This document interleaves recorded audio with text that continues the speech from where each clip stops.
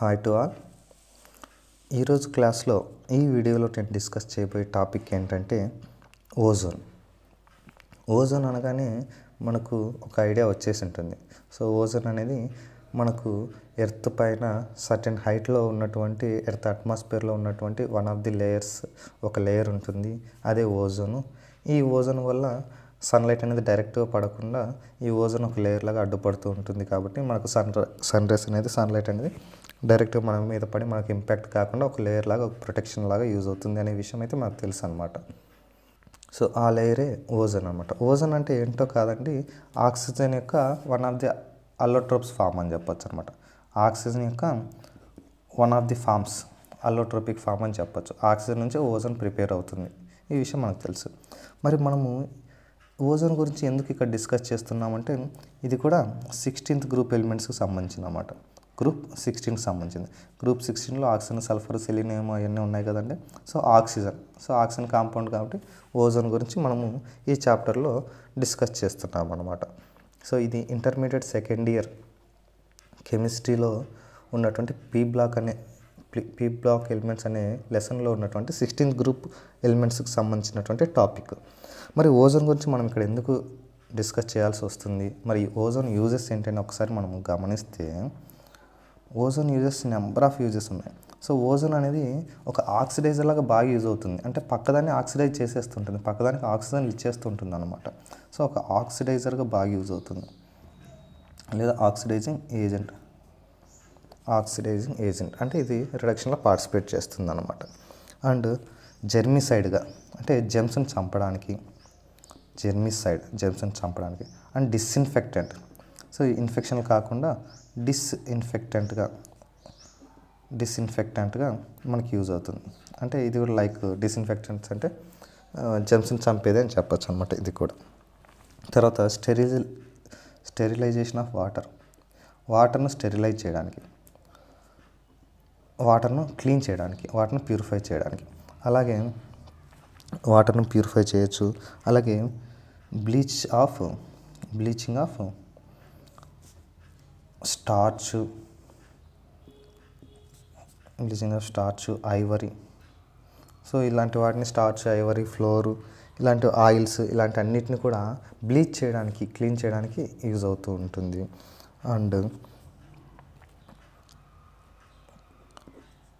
ఇంకా మనకు తెలిసినటువంటి మెయిన్ యూజ్ ఫస్ట్లో చెప్పుకున్నట్టు reduce the global warming agent లాగా యూజ్ అవుతుంది. గ్లోబల్ వార్మింగ్ జరగకుండా ఉండడానికి ఈ ఓజోన్ లేయర్ అనేది మనకు చాలా బాగా యూజ్ అవుతుంది. సో ఇట్లా నెంబర్ ఆఫ్ యూజెస్ ఓజోన్ వల్ల ఉన్నాయన్నమాట.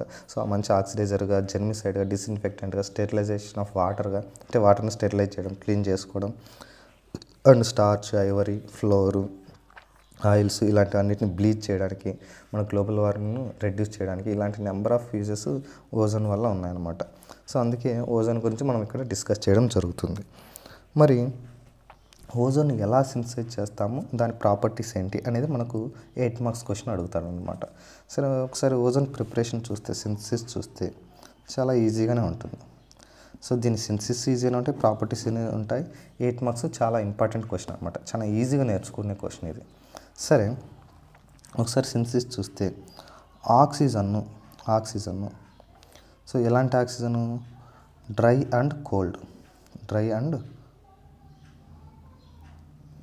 Cold oxygen. అండ్ ఇంకా డ్రై కంటే ఇంకా కరెక్ట్గా చెప్పాలంటే ప్యూర్ అండ్ కోల్డ్ ఆక్సిజన్ను సైలెంట్ ఎలక్ట్రికల్ డిశ్చార్జ్ చేస్తాం. సైలెంట్ ఎలక్ట్రికల్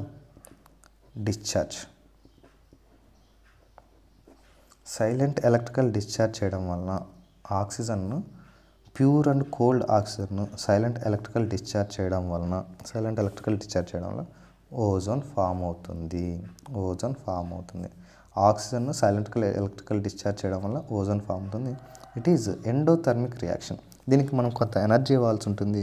ఎంత ఇవ్వాల్సి ఉంటుందంటే ఆల్మోస్ట్ 142 కిలోజౌల్స్ ఆఫ్ ఎనర్జీ ఇవ్వాల్సి ఉంటుంది అన్నమాట. సో ఆక్సిజన్ను, ప్యూర్ అండ్ కోల్డ్ ఆక్సిజన్ను సైలెంట్ ఎలక్ట్రికల్ డిశ్చార్జ్ చేస్తే ఓజోన్ అనేది ఫామ్ అవుతుంది. ఈ ఓజోన్ ఫామ్ అయ్యే ఈ ప్రాసెస్లో మనకు కొంత ఎనర్జీ ఇవ్వాల్సి ఉంటుంది. అప్ టు 142 కిలో జౌల్స్ వరకు మనం ఎనర్జీ ఇవ్వాల్సి ఉంటుంది. ఈ ప్రాసెస్ అంతా కూడా ఒక ఎక్విప్మెంట్లో జరుగుతుంది. దాన్ని ఓజోనైజర్ అంటాం. అంటే ప్రాసెస్ డన్ ఇన్ ఓజోనైజర్ అనే ఎక్విప్మెంట్లో జరుగుతుంది. కాబట్టి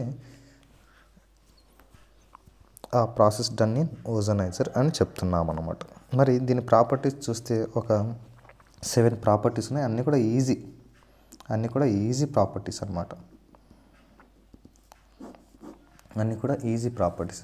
అందులో ఫస్ట్ ప్రాపర్టీ ఏమడుగుతాడంటే ఇథిలిన్తో రియాక్షన్ అడుగుతాడు.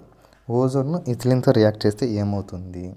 సో మనం ఇందాక చెప్పినట్టు ఇక్కడ చెప్పే ప్రతి ప్రాపర్టీలో కూడా ఓజోన్ అనేది ఒక ఆక్సిడైజర్ లాగా యాక్ట్ చేస్తుంది. అంటే ఆ ఓజోన్ దగ్గర ఉన్నటువంటి 3 ఆక్సిజన్లో ఒక ఆక్సిజన్ పక్కదానికి ఇచ్చేస్తుంది అనమాట. ఇచ్చేసి ఇది ఓటుగా మారిపోతుంటుంది. మనం చూసి ప్రతి రియాక్షన్లో కూడా ఓజోన్ అనేది ఓటుగా మారిపోవడాన్ని మనము గమనించవచ్చు. ఓకే, ఫస్ట్ రియాక్షన్ చూద్దాం.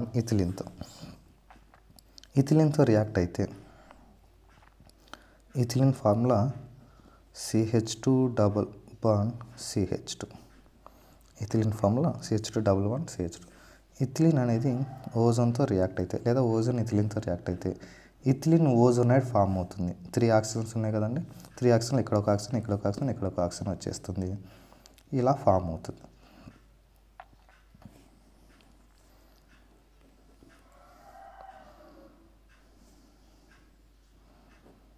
ఇక్కడ ఒక ఆక్సిజన్, ఇక్కడ ఒక ఆక్సిజన్, ఇక్కడ ఒక ఆక్సిజన్. CH2 3 ఆక్సిజన్లు. సో దీన్ని ఏమంటామంటే ఇథిలిన్ ఓజోనైడ్ అంటాం. ఇదేంటండి? ఇథిలిన్. ఇది ఓజోన్. సో ఇథిలిన్ అనేది ఓజోన్తో రియాక్ట్ అయితే ఇథిలిన్ ఓజోనైడ్ ఫామ్ అయింది. ఇది అన్స్టేబుల్.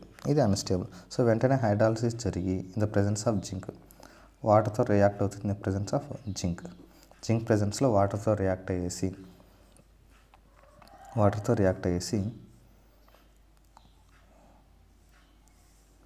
ఫార్మాల్డిహైడ్స్ ఫామ్ అవుతాయి అన్నమాట. HCHO 2 ఫార్మాల్డిహైడ్లు ఫామ్ అవుతాయి. ఒక హైడ్రోజన్ పెరాక్సైడ్ ఫామ్ అవుతుంది. ఎలా జరుగుతుంది ఇది మనం ఒకసారి గమనిస్తే ఈ బాండ్ ఇలా బ్రేక్ అయిపోతుంది. H2O ఇక్కడ యాడ్ అవుతుంది. సో ఇక్కడ చూడండి H2CO అంటే HCHO. సో HCHO ఫామ్ అవుతుంది. ఫార్మాల్డిహైడ్ HCHO ఫార్మాల్డిహైడ్ అంటాం. ఇక్కడ కూడా అంతే HCHO. సో 2 Hలు, ఒక C, ఒక O. సో ఇక్కడ ఒక ఫార్మాల్డిహైడ్, అంటే ఇక్కడ ఒక ఫార్మాల్డిహైడ్, ఇక్కడ ఒక ఫార్మాల్డిహైడ్, 2 ఫార్మాల్డిహైడ్లు ఫామ్ అవుతాయి అన్నమాట. దీన్ని మనం ఫార్మాల్డిహైడ్ అంటాం. తర్వాత ఇది వాటర్తో రియాక్ట్ అయింది కదండి, హైడ్రాలిసిస్ జరిగింది కదా. ఈ వాటర్ అనేది ఈ ఆక్సిజన్ తీసుకొని H2O2గా మారిపోతుంది, పెరాక్సైడ్గా మారిపోతుంది. ఇది హైడ్రోజన్ పెరాక్సైడ్ అనమాట. ఇది ఇథిలిన్తో రియాక్షన్ జరుగుతాయి. సేమ్ ఇది అర్థమైందంటే నెక్స్ట్ రియాక్షన్ ఏంటంటే అసిటిలిన్తో రియాక్షన్ అనమాట. సో ఈ అసిటిలిన్ రియాక్షన్ ఎలా ఉంటుందంటే సేమ్ దీనిలాగానే ఉంటుంది. CH ట్రిపుల్ బాండ్ CHను అసిటలిన్ అంటాము. అసిటలిన్. సో సేమ్ ఇది కూడా అంతే, ఓజోన్తో రియాక్ట్ అయ్యి అసిటిలిన్ ఓజోనైన్ ఫామ్ చేస్తుంది. సో ఎలా ఫామ్ చేస్తుంది అంటే గమనిస్తే ఈ 3 ఆక్సిజన్లు కూడా ఇక్కడొకటి, ఇక్కడొకటి, ఇక్కడొకటి 3 వచ్చేస్తాయి. సో ఇలా ఫామ్ అవుతుంది. ఒకటి నేర్చుకుంటే ఒకటి వచ్చేస్తుంది అనమాట, కంపేర్ చేస్తే చదివితే. సో ఇది అసిటిలిన్ ఓజోనైడ్. ఇది కూడా అన్స్టేబుల్ కాబట్టి ఇది కూడా హైడ్రాలిసిస్ జరిగి వాటర్తో రియాక్ట్ అయ్యి in the presence of zinc ఇది కూడా బ్రేక్ అయిపోతుంది. ఎలా బ్రేక్ అయిపోతుంది అంటే ఈ వాటర్ అనేది ఇక్కడ ఆక్సిజన్తో రియాక్ట్ అయిపోయి H2O2గా మారిపోతుంది, హైడ్రోజన్ పెరాక్సైడ్గా మారిపోతుంది.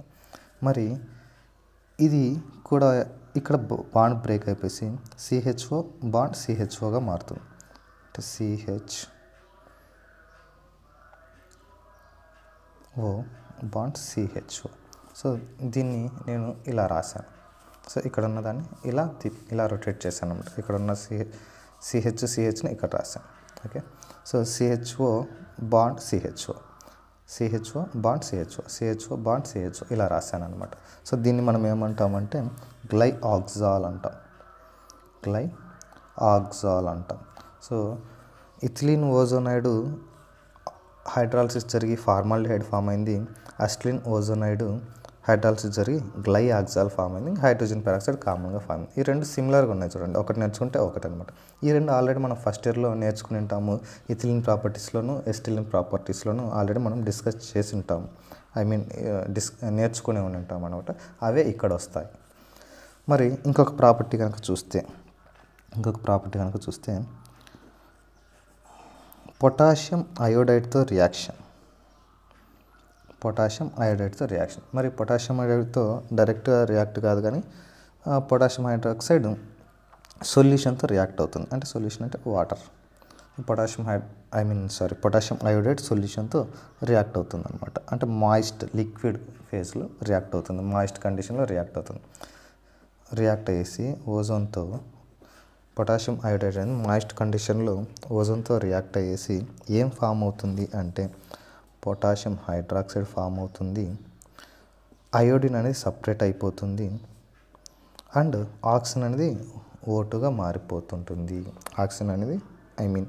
O3 అనేది O2గా మారిపోతుంటుంది. ఓజోన్ అనేది ఆక్సిజన్గా మారిపోతుంటుంది. ఒకసారి దీన్ని బ్యాలెన్స్ చేస్తే ఇలా ఉంటుంది. సో పొటాషియం అయోడైడ్ అనేది పొటాషియం హైడ్రాక్సైడ్గా మారింది. అయోడిన్ సపరేట్ అయిపోయింది. ఓజోన్ కాస్త O2గా మారిపోయింది అనమాట. సో ఏం ఫామ్ అయింది మనకు? పొటాషియం హైడ్రాక్సైడ్, అయోడిన్ ఫామ్ అయినాయి. Potassium hydroxide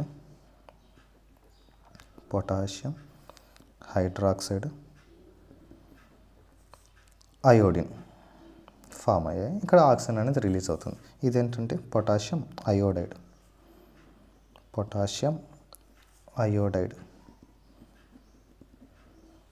okay. నెక్స్ట్ ఇంకొక రియాక్షన్ కనుక మనం అబ్జర్వ్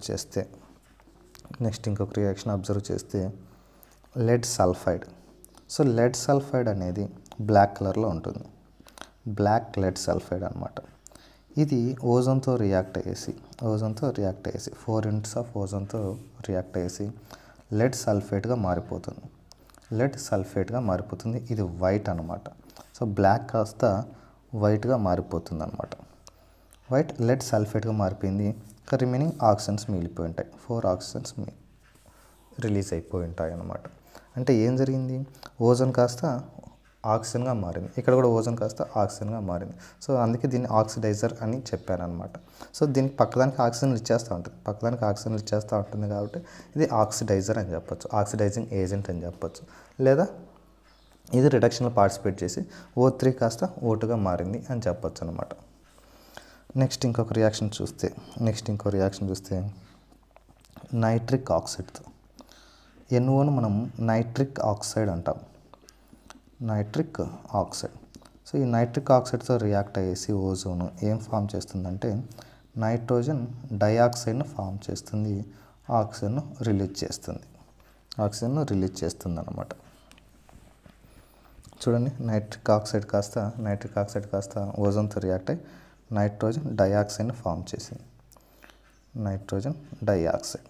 అంటే పక్కదానికి ఆక్సిజన్ ఇచ్చేస్తుంది. దీని దగ్గర ఉన్నటువంటి ఒక ఆక్సిజన్ దీనికి ఇచ్చేసింది కాబట్టి అది నైట్రోజన్ డయాక్సైడ్ అయిపోయింది. ఇది O2గా మిగిలిపోయింది. అన్ని రియాక్షన్లో O2 అనేది కామన్గా లిబరేట్ అవుతూ ఉంటుంది అనమాట. మరి ఇంకొక రియాక్షన్ కనుక చూస్తే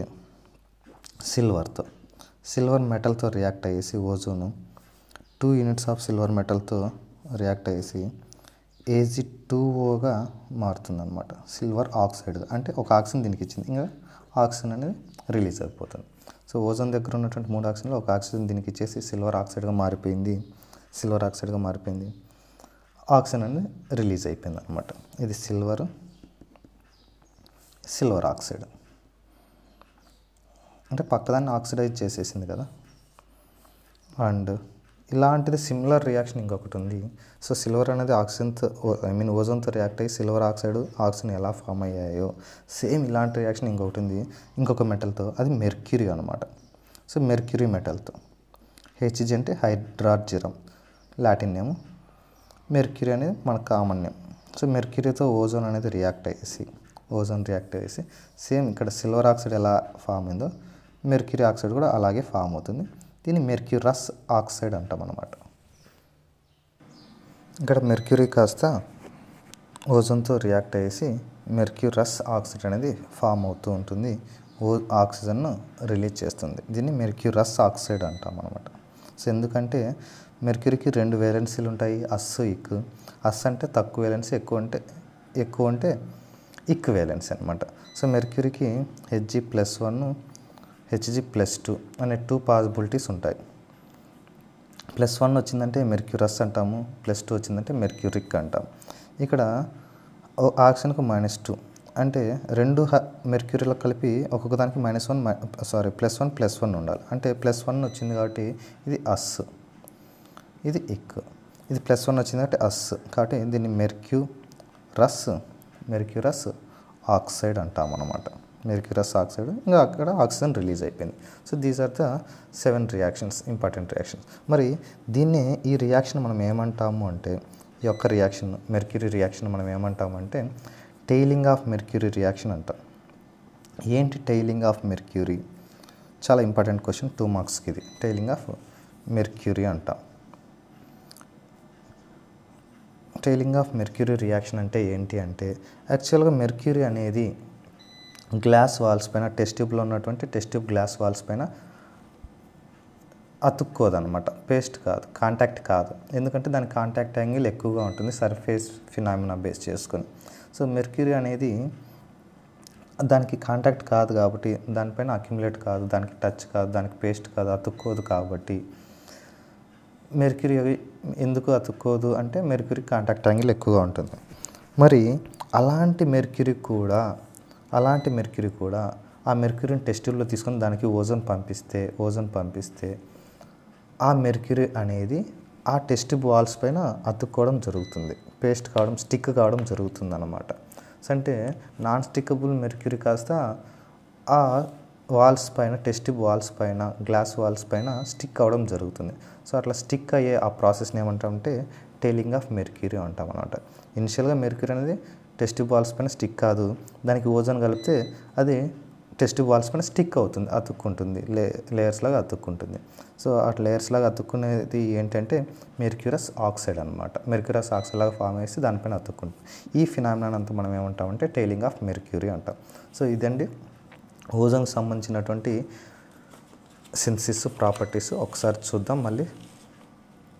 సో ఓజోన్ మనకు నేచర్లో జనరల్గా ఎర్త్ అట్మాస్ఫియర్లో ఉన్నటువంటి one of the important layers. మనకు సన్ రైస్ డైరెక్ట్ పడకుండా మనల్ని ప్రొటెక్ట్ చేసేటువంటి లేయర్స్. మరి దాని యూజెస్ చూస్తే ఇది ఆక్సిడైజర్గా కానీ, జెర్మిసైడ్గా కానీ, డిస్ఇన్ఫెక్టింగ్ కానీ, స్టెరిలైజేషన్ ఆఫ్ వాటర్కు కానీ, బ్లీచింగ్, స్టార్చ్, ఇవరీ వీటికి కానీ, రెడ్యూసింగ్ గ్లోబల్ వార్మింగ్ అన్నిటికి కూడా యూజ్ అవుతుంది. నెంబర్ ఆఫ్ యూజెస్ ఉన్నాయి. అందుకోసం మనం ఇక్కడ ఓజోన్ అయితే డిస్కస్ చేయడం జరుగుతుంది. 16th group element. మరి ఈ ఓజోన్ సింథసిస్ చూస్తే ప్యూర్ అండ్ కోల్డ్ ఆక్సిజన్ మనం సైలెంట్ ఎలక్ట్రికల్ డిశ్చార్జ్ చేస్తే ఓజోన్ అనేది ఫామ్ అవుతుంది. దీనికి కొద్దిగా ఎనర్జీ ఇవ్వాల్సి ఉంటుంది, అప్ టు 142 కిలోజౌల్స్ కాబట్టి, ఎందుకంటే ఎండోథర్మిక్ రియాక్షన్. సో ఈ ప్రాసెస్ అంతా కూడా ఓజోనైజర్లో జరుగుతుంది. సో దీని ప్రాపర్టీస్ మనం చూసాం. ఇథిలిన్తోను అసిటిలిన్తోను రెండు కూడా సిమిలర్గా ఉన్నాయి. ఇక్కడ ఇథిలిన్ ఓజోనైడ్, అసిటిలిన్ ఓజోనైడ్ ఫామ్ అవుతాయి. హైడ్రాలిసిస్ జరిగి ఇక్కడ ఫార్మాల్డిహైడ్, ఇక్కడ గ్లైఆక్సాల్ అనేవి ఫామ్ అవుతూ ఉంటాయి. అది ఇక్కడ నెక్స్ట్ పొటాషియం హైడ్రైడ్తో రియాక్ట్ చూస్తే అది మాయిస్ట్ కండిషన్లో రియాక్ట్ అయ్యేసి పొటాషియం హైడ్రాక్సైడ్ను, ఐరన్ను లిబరేట్ చేస్తూ ఉంటుంది. లెడ్ సల్ఫైడ్తో రియాక్ట్ చేస్తే బ్లాక్ లెడ్ సల్ఫైడ్ కాస్త అది వైట్ లెడ్ సల్ఫేట్గా మార్చేస్తుంటుంది. ఈ అన్ని రియాక్షన్లు కూడా O3 అంతా కూడా O2గా మారిపోతూ ఉంటుంది అన్నమాట. అండ్ నైట్రిక్ ఆక్సైడ్ కాస్త ఓజోన్తో రియాక్ట్ అయ్యి నైట్రోజన్ డయాక్సైడ్గా మారిపోతుంది, ఆక్సిజన్గా రిలీజ్ అవుతుంటుంది. సిల్వర్ కాస్త ఓజోన్తో రియాక్ట్ అయ్యి సిల్వర్ ఆక్సైడ్గా మారిపోయింది, ఆక్సిజన్ రిలీజ్ అయిపోయింది. మెర్క్యూరీ కాస్త ఓజోన్తో రియాక్ట్ అయ్యి మెర్క్యూరస్ ఆక్సైడ్గా మారిపోయింది, ఆక్సిజన్ రిలీజ్ అయిపోయింది. సో ఇక్కడ చూసి అన్ని రియాక్షన్లో కూడా చూడండి ఆక్సిజన్ అనేది రిలీజ్ అవుతూనే ఉంటుంది, ఆక్సిజన్ రిలీజ్ అవుతూనే ఉంటుంది అన్నమాట. సో ఇదండి ఇంపార్టెంట్ క్వశ్చన్ అండి ఓజోన్ అనేది. ఓజోన్ దాని ప్రాపర్టీస్ గతంలో కూడా చాలాసార్లు అడిగాడు. సో వెరీ ఇంపార్టెంట్, ఈజీ, చాలా ఈజీ అనమాట. ఒకసారి చూడండి మొత్తం, మీరు స్క్రీన్ రికార్డర్ స్క్రీన్ షాట్ తీసుకోండి. సో ఈరోజు టాపిక్ మీకు అర్థమైందని అనుకుంటున్నాను. అర్థం కాకుండా మళ్ళీ ఒకసారి రిపీటెడ్గా చూడండి. అప్పటికే అర్థం కాకుంటే మీకు ఎక్కడ డౌట్ ఉందో మీ డౌట్ని కామెంట్ సెక్షన్లో కామెంట్ చేస్తే వాటిని కన్సిడర్ చేసి మళ్ళీ మీకు స్పెషల్గా ఎక్స్ప్లెయిన్ చేసే ప్రయత్నం చేస్తాను. ఈరోజు క్లాస్ అందరికీ అర్థమైందని అనుకుంటున్నాను. Thank you all. బాయ్.